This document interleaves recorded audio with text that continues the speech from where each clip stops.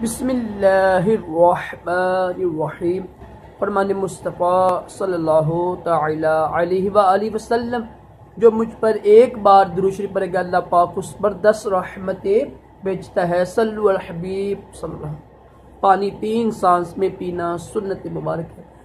राशिद अतारी ख्वाबों की तबील लेकर पेश खिदमत है और आप देख रहे हैं ख्वाब की हकीकत। आज एक ख्वाब की तबील लेकर पेश खिदमत हूँ। काफ़ी दिनों के बाद आया हूँ। कुछ परेशानियाँ थी, कुछ बीमार था, कुछ मसरूफियात थी।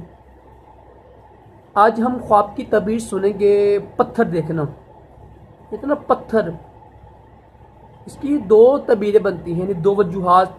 एक को इतना माल, एक तरह रईस, कोई मालदार ना शख्स से मिलना।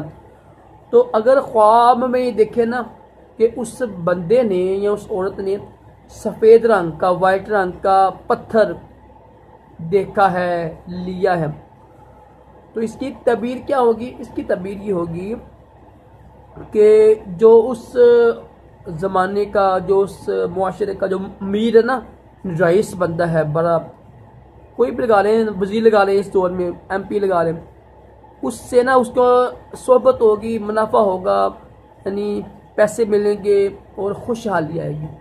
ठीक है, अच्छी तबीर है। पत्थर की तबीर अच्छी होती है। तो इंशाल्लाह मज़ीद तबीरें लेके मैं आता रहूँगा।